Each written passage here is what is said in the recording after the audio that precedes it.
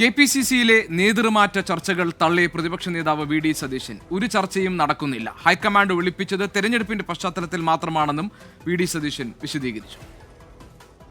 പാർട്ടിക്കകത്ത് ഒരു ചർച്ചയും നടക്കുന്നില്ല.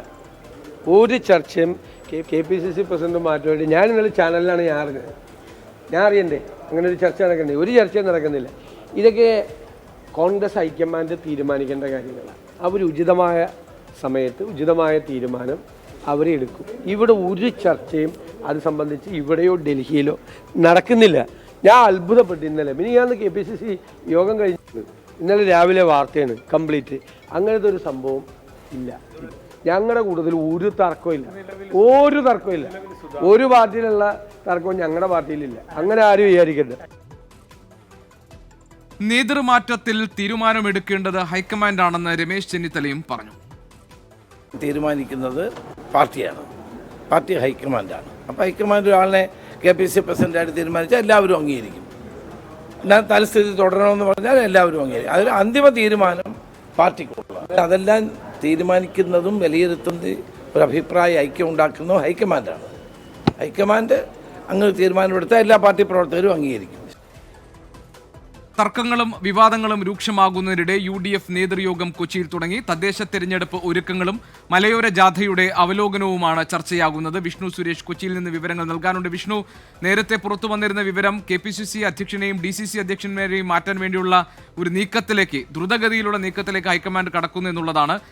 അതിനുവേണ്ടി നേതാക്കളെ ഡൽഹിയിലേക്ക് ചർച്ചയ്ക്ക് വിളിപ്പിച്ചിരിക്കുന്നു എന്നൊക്കെ. പക്ഷേ അതിനെയൊക്കെ വി.ഡി. സതീശൻ തള്ളിക്കളയുകയാണ്. ഇന്നിപ്പോൾ UDFന്റെ നേതൃയോഗം കൊച്ചിയിൽ നടക്കുകയാണല്ലോ. എന്തൊക്കെ കാര്യങ്ങളാണ് നേതൃയോഗത്തിൽ ചർച്ചയാവുക?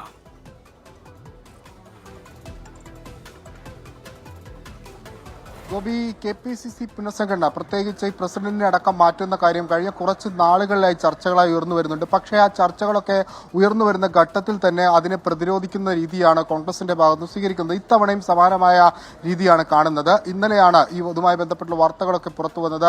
കെ. സുധാകരനെ ഉടനടി മാറ്റാനുള്ള നടപടിയിലേക്ക് ഹൈക്കമാൻഡ് നീങ്ങുന്നു. ചില അതൃപ്തികളൊക്കെ കോൺഗ്രസിലുണ്ട്. കോൺഗ്രസിന് തദ്ദേശ തെരഞ്ഞെടുപ്പുമായി ബന്ധപ്പെട്ട് മുന്നോട്ട് പോകണമെങ്കിൽ ഒരു പുതിയ നേതൃത്വം വരണം എന്നൊരു വിലയിരുത്തലിലേക്കൊക്കെ എത്തി. ആ ഒരു പശ്ചാത്തലത്തിൽ കെ. സുധാകരനെ മാറ്റുന്നു എന്നായിരുന്നു വാർത്തകൾ വന്നത്. പക്ഷേ അതിനെല്ലാം പൂർണ്ണമായും തള്ളുകയാണ് വി.ഡി. സതീശൻ. വി.ഡി. സതീശൻ പറയുന്നത് അത്തരത്തിൽ ഒരു ചർച്ചയും ഇതുവരെ നടന്നിട്ടില്ല.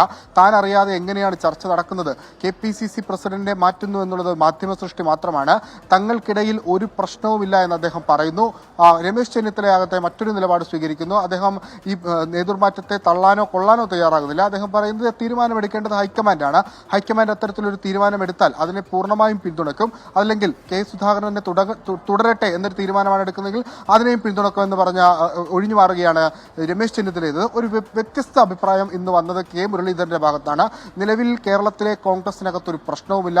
കോൺഗ്രസ് വളരെ മികച്ച രീതിയിൽ അതിന്റെ താഴേക്കിടയിലെ പ്രവർത്തനങ്ങളുമായി മുന്നോട്ട് പോകുന്നു എന്നുള്ളതായിരുന്നു കെ. മുരളീധരന്റെ പ്രതികരണം. അതായത് കെ.പി.സി.സി പ്രസിഡന്റ് കെ. സുധാകരൻ വന്നതിന് ശേഷം കോൺഗ്രസിന്റെ പ്രവർത്തനം കൂടുതൽ ശക്തമായി മുന്നോട്ട് പോകുന്നു. ഒരുപക്ഷെ ഒരു പരോക്ഷ പിന്തുണ അദ്ദേഹത്തിന് നൽകുന്നതായിരുന്നു കെ. മുരളീധരന്റെ പ്രതികരണം. ഈ ഹൈക്കമാൻഡ് നാളെ ഒരു യോഗം വിളിച്ചിട്ടുണ്ട്.